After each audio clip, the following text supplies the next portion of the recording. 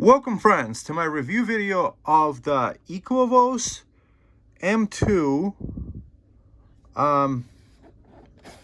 SFP Plus fiber optic connection network adapter. Very interesting card, I would say, because it has so many different uses. So first, let's unbox this beautiful thing and see what it comes with. So what I found with this specific listing is that the cable looked really nice to me. I've seen ones where there's multiple strands of cable without this nice mesh around it, and this connector looks really good to me too. Okay, now let's see the actual card.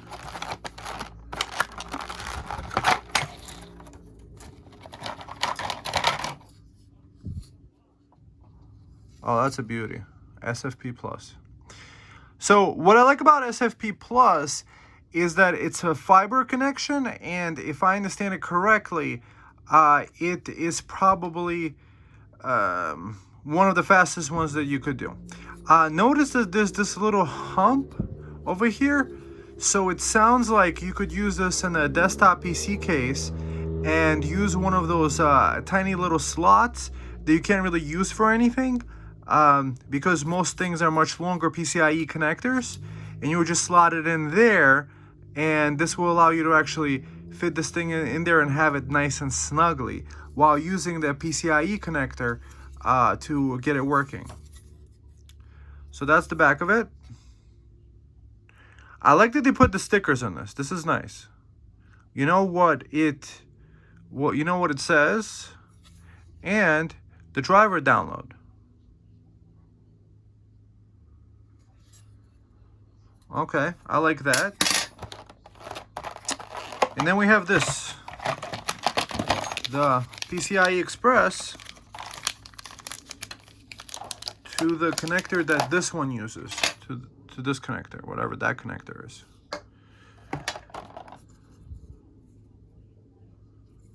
Okay, converts that, and then you get 10 gigabit Ethernet.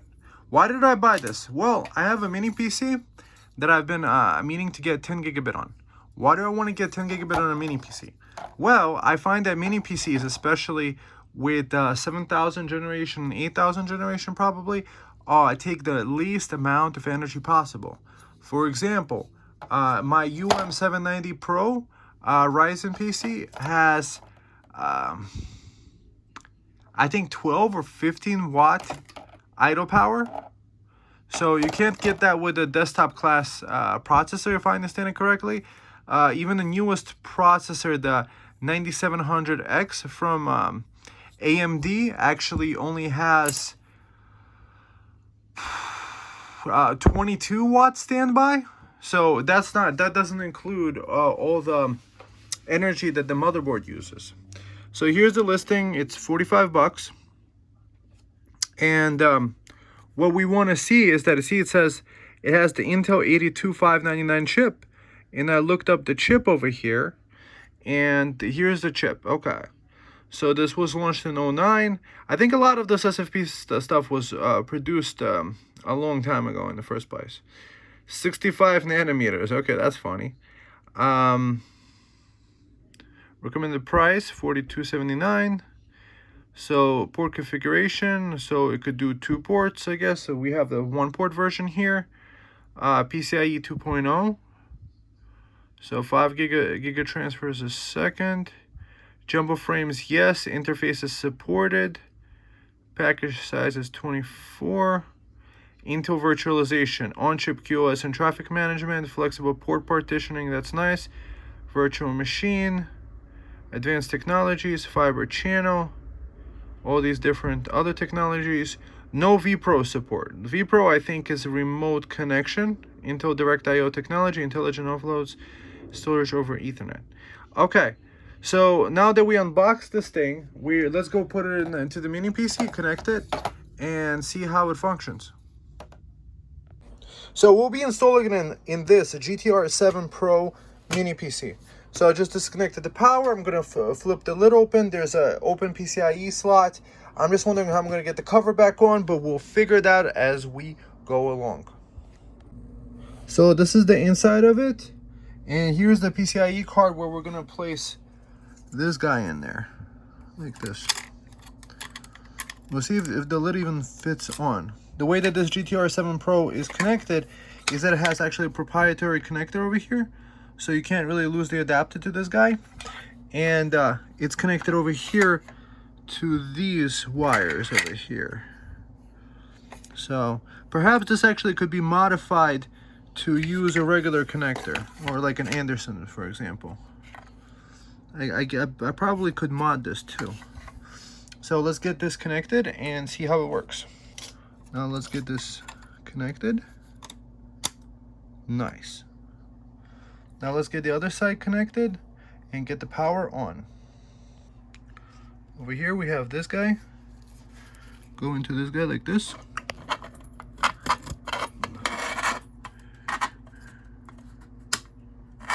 Okay. I like that it's a nice heavy duty connection. This doesn't feel very flimsy at all. So let me explain my my journey here. This guy has 2.5 gigabit Ethernet, and that's what it's running off right now. I do have a 10 gigabit SFP Plus fiber optic connection over here, and I've always wanted to have this as 10 gigabit. Why? Because this way I would be able to access the files off this in my network at the 10 gigabit speeds that, you know, I have in my place.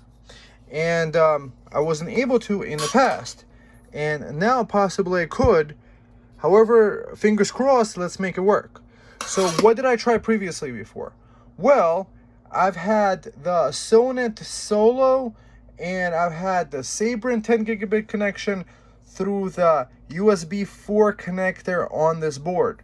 However, it failed on me. I couldn't get 10 gigabit to work with those connectors. It just wasn't functioning for me. I don't know why. It just a situation with USB 4, and with this guy, for example, if you could connect a powered USB 4 hub to it, it would crash because it tries to get the power from it. My UM790 Pro also will crash with one of those hubs, USB 4 hubs. And so USB 4 devices didn't work, 10 gigabit networking didn't work with USB 4. And the other solution that I tried was these PCIe converters, which take this PCIe lane and convert it into like a riser with like a PCIe card breakout, kind of like inside the motherboard, that would kind of like this would fit into. And that didn't work well either, and it was very flimsy. So far so good. I'm liking how heavy duty this connector is. I could feel like I could pull on this with a slight tug. It's gonna be fine and nothing is gonna fall out because this connector is nice and robust and it snaps in really well. I think this product is well built. However, let's just get this connected and see how quickly it transfers the stuff from another computer, a desktop computer that has a 10 gigabit SFP Plus card also in it. And let's see how fast it transfers the file over my network. So let's say I'm doing video editing or whatever I'm doing that requires the big files, mostly video editing. And let's see how it works. Because I tried everything to get 10 gigabit networking on this. It just was kind of impossible for me. Also, possibly this would not work in a laptop because the laptop doesn't have enough clearance space for this. So what I like about this card thus far is that you don't have to get a separate breakout board, a separate like riser with a wire, which was always flimsy to me. And the PCIe connector, like for example, I bought a 10 gigabit networking card also that connects to this PCIe, and the wire was like 5 strands of thin wire, and it kind of broke. One of the wires came out. It probably doesn't work anymore. So this robust solution looks much better to me. So let's just get some SFP Plus, let's get it connected, and let's see the transfer speeds, and I'll come down to my final thoughts. So It's actually not coming up under network adapters here, because what it looks like, this is what they didn't tell you, is I believe you need to connect a SATA connector on this end and to make it work. I think it needs additional 12 volt power. Perhaps maybe this is not giving it enough juice to actually power it up. And I'm not feeling any heat whatsoever from it. So we might have to come back with 12 volt SATA power to it. In the driver download link, it looks like to be some sort of weird metabox.lenovo.com. I don't know if I trust this. I think what I'm going to do is I'm just going to download the driver from Intel based on the chipset. So this is probably designed more for a desktop environment, because see this, you know, I found an adapter, 15 pin, there's SATA to 12 volt DC, and I mean, I could use a power block, like one of these connectors for it, and I don't know whether it's using 12 volts or if it's using 5 volts. If I get the 12 volt and it's using 5 volts, it might fry it. And if I get the 5 volts and it's not enough power for it, then it might not work again. So that's a tough question. Is this a 12 volt device or is this a 5 volt device? I don't know. Perhaps maybe what I need to do is actually buy the 5 volt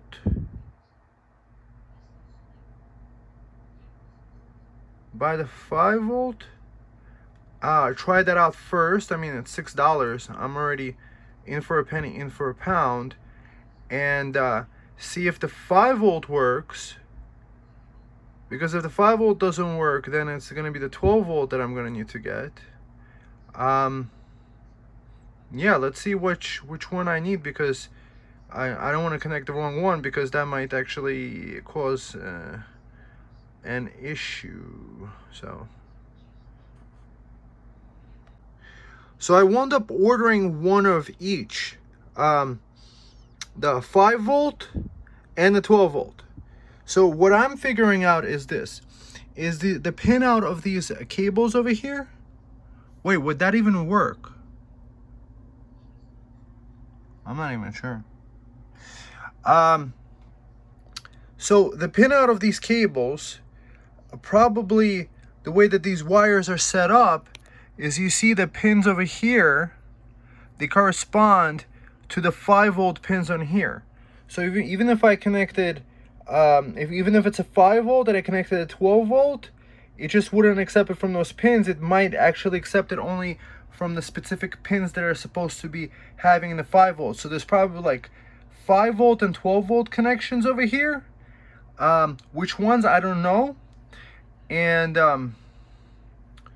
let's see. So they're just wired up a little bit differently. So with power supply, it looks like it produces both 5 and 12 volt power to the same ports, and the drive, it just uses the correct power from where it's supposed to take it from, whether it's the 5 volt pins or the 12 volt pins. So probably I can't make this blow up. So yeah, it's probably gonna be fine. And in order to get the 5 volt and the 12 volt working, we might need another adapter to convert USB-C power delivery to the 5 volt and the 12 volt. So USB-C power delivery, if you get a power delivery cable, you could make it deliver the right power that you want to it. So we're gonna see in a second. So this is very interesting. So with power delivery, how USB-C works is that you could plug in one USB-C and you could tell via power delivery, the little chip inside the cable or inside the device. Usually the laptop has a chip inside. So for example, the laptop is going to say, give me 20 volts, 5 amps, and that's what it's going to do. So what this cable does is it allows you to pick the voltage that you want. It looks like you do 5, 9, 12, 15, and 20 volts out of a USB-C cable. That looks like a very, very useful thing in this price. So in for a penny, in for a pound. Let's just hope this one works.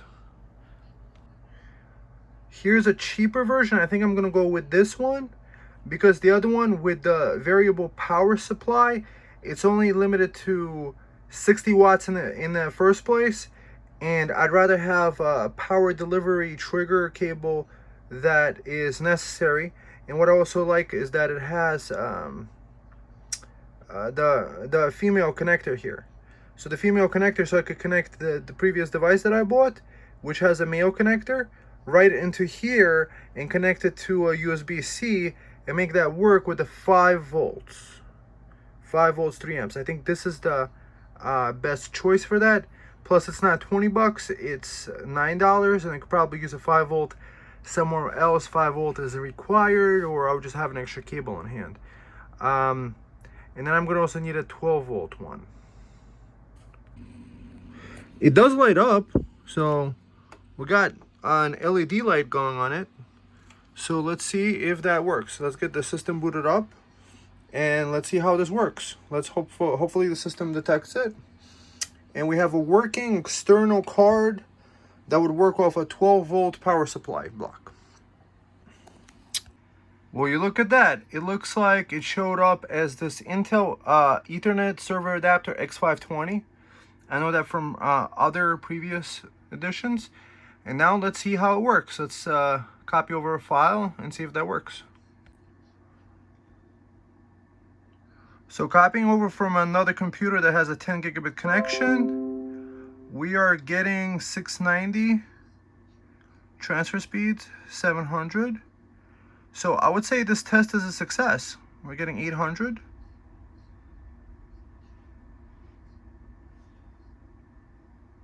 The one thing I must note though is that it might be drawing a lot of power. So this guy's actually not getting hot at all. But over here, I think my power meter might be wrong. It's saying that it's drawing like between 30 and 40 watts. That sounds ridiculous. I'm gonna need to retest the power. However, this looks like it's staying pretty steady. You know, that computer has a gigabit connection also. And this is being copied over from an Nvme drive on that computer.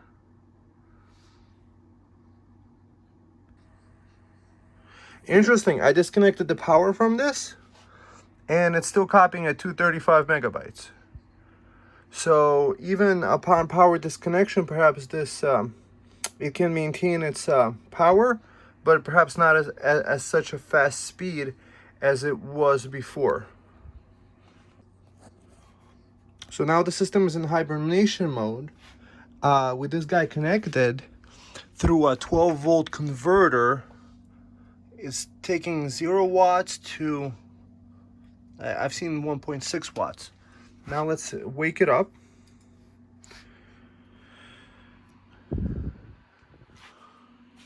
Let's see. So now the little blinking status lights up. And now let's see what it does when it wakes up. 5.6 watts. That, I believe that a little bit more. 7.1, 8, 11, 10, 5, 12, okay. Let's see. Does that work when I unpaused it?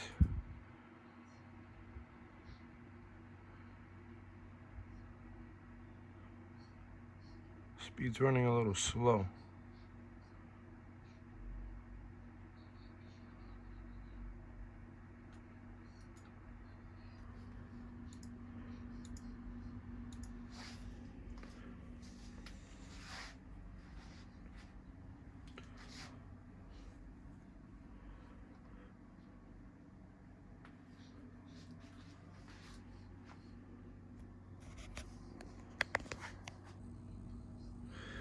So the proof of concept is complete. The files do transfer at nice speeds. You do need a 12-volt adapter. I'm going to link you to this. So this is a SATA to 12 volt, and this is just basically a 12 volt power supply. You could use one of those bricks. You probably have 20 of those lying around, like one of these from any power supply. And this is a male and a double female on both ends. And while it's copying, it is taking like 10 watts. I think idle is at 7. So the proof of concept is complete here. Would I recommend this for a small mini PC build? It's a maybe, it's an asterisk. It depends if you need 10 gigabit. What I like is that I have a Ryzen mini PC, but they don't make a mini PC with 10 gigabit networking. The best 10 gigabit networking PC I've found is the MS-01 over here. I find that the fans on it are way too noisy. Perhaps maybe I could work on that better. It already has the ports built in for the SFP Plus. What I like about it is that it's a proof of concept that you can convert a PCIe slot into a 10 gigabit networking that I wasn't previously been able to get to work. The transfer speeds are fantastic, just as intended. And what is the use case? Well, what is the use case for you, really? That's the best I could ask. For me, it's been a dream of mine to get 10 gigabit networking on a small case like this. However, there's going to be some modification that's going to be needed for this mini PC in order for the cable to reach outside of the chassis easier. Perhaps this thing will not be used, and I'll just put on the aluminum on top of this like this, and that's it, and make it work like that. Perhaps that's the best way to do it. So would I recommend this card? I would say yes, depending on your use case. I mean, you could use it with a 12-volt power supply. Boom, you got it working. You got 10 gigabit networking via PCIe, because USB 4 didn't work for me, and this is the best way I could get it to work. So, long story short, 2 thumbs up. Thumb up the video. Watch the other ones. I'll link you to all the devices that I have here, and I'll see you in the next one. All right, friends, have a great day. Bye. And you thought the video was over with the last video. However, I decided to go one step further. I had this adapter that takes the AE key. This is where the Wi-Fi card used to be, and has a little ribbon cable that makes a PCIe connector out of that. So I decided to use that and connect this device into the AE Wi-Fi slot. So the use case would be for those situations where you don't have 2 PCIe connectors, let's say over here, but you just have a slot for the Wi-Fi card. If you're going to get 10 gigabit networking, your chances are you're probably not going to use the Wi-Fi anyway, and I haven't been using it, so it's a lot easier maybe to see if this works. So now let's go to the device manager and see if it actually shows up. What do you know? It looks like this Frankenstein connected adapter is showing up.